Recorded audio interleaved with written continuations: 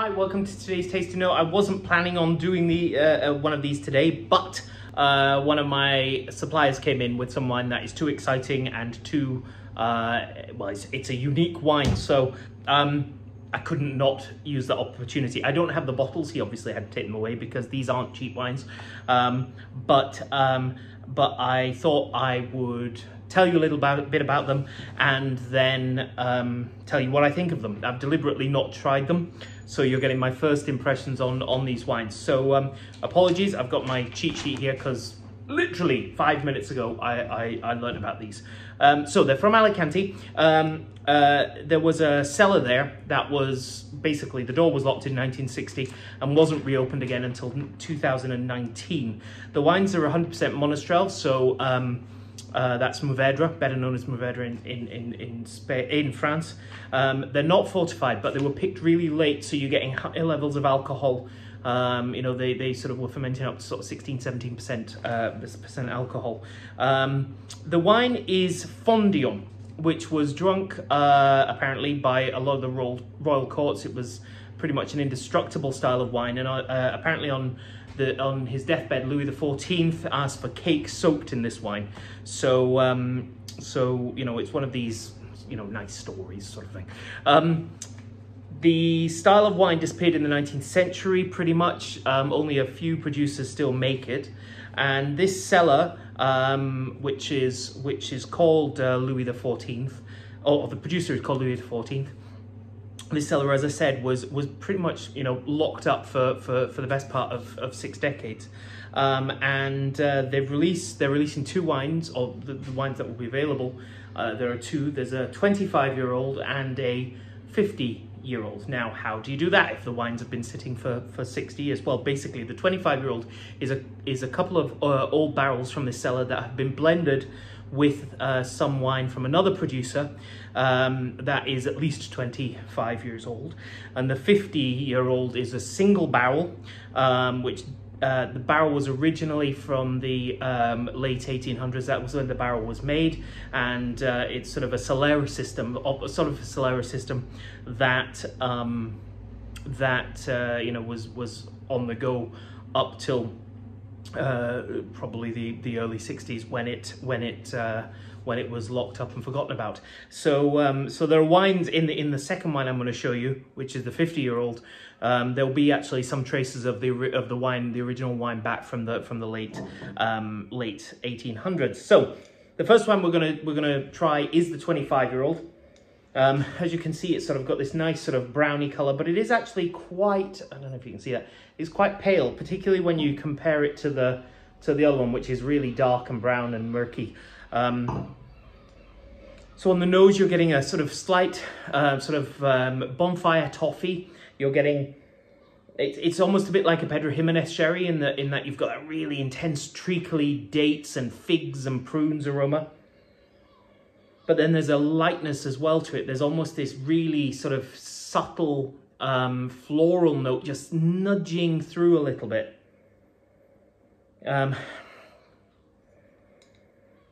There's also quite a herby thing that I get a little bit of mint chocolate on there, sort of dark chocolate with mint in it.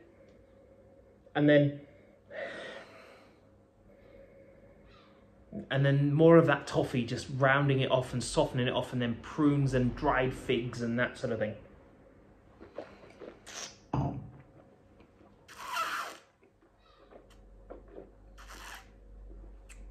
I'm not spitting. The palate, it's fresh. Unlike maybe, you know, Pedro Jimenez that I mentioned, the sweet wine from Spain. Unlike that, unlike ports, unlike other fortified wine, or unlike fortified wines, there's no sweetness there. It's dry, but you're getting all of these intense dried fruit, the figs and the prunes and the dates, and then warming spice. So it's cloves and it's aromatic spices, nutmeg and that sort of thing coming through, but clean, beautiful acidity, really elegant purity throughout. It's a big, powerful flavor, but with a delicacy there as well. It's brilliant. I mean, it's just, these are the days I adore my job. It's just a brilliant example of this wine, which is the first time for me. I've never tried this style of wine before. They are unique. They really are unique. Okay, on to the 50-year-old. So this is much more pruny. It's much more toffee, chocolate, and it's almost just distilled down 25-year-old. It's just intense and concentrated and really much more dark and haunting. It's just got this lovely, big, bold aroma. Then there's, it's got that, imagine if a Michelin star chef did sticky toffee pudding. That's what this smells like. It's got that sticky toffee pudding, but done unbelievably well. It's just, but there's a lift, there's a freshness to it. It's just brilliant. I love it.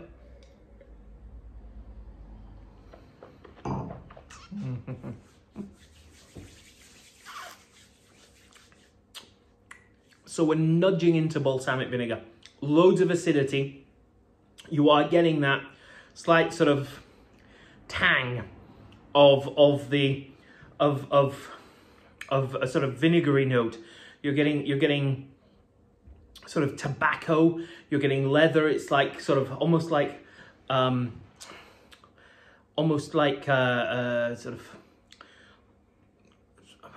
what's it? It's a sort of plum stone. That's the flavor you're getting. Again, there's that acidity there. It's really quite noticeable. As I said, that sort of nudging into vinegar. I've only got a little bit left.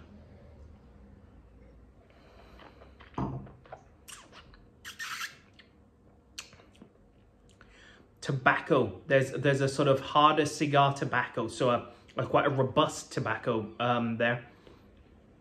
More of that sort of dried fruit, but it's really dried fruit. It's not got that juicy sort of plumpness. It's really dried out in a good way, but it's exceptionally dried. There's almost like it's almost a burnt toast note to it as well, and it's so concentrated and so deep. And it's just really, it's a unique wine.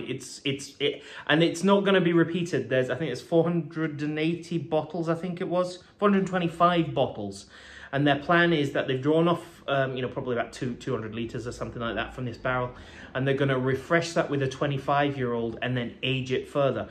So this is basically a one-off thing. It's really gorgeous. Now, the ultimate thing is price. They ain't cheap. We've not got exact pricing yet, so when this video is posted, I'll put them in the price in below.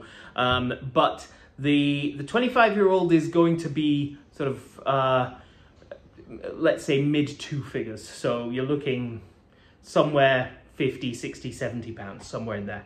The 50-year-old is going to be sort of, well, 3 to 4 times that, with a bit of luck. So that's the sort of ballpark you're looking at. Exact prices will be somewhere below, above, wherever. But they are unique wines that you can't get these. So by the time you see in this video, we will have information on that. If you want to place an order, you'll see them on the website. We'll be able to take orders for them. So if you do want to explore and get some interesting wines that are, well, they are unique, now's the chance to do it. I've had a really good day, and it started off lousy with a trip to the dentist. So I'm having a good day. I'm going to finish off the 50 and the 25-year-old. I should also mention there's a vermouth as well from these guys, which is brilliant. It's a stunning red vermouth, and that will be available on the website when you see this. So have a look at the producer. We'll put a link down there, or up there, or somewhere. Depends where you're watching this. I'll see you soon. Bye.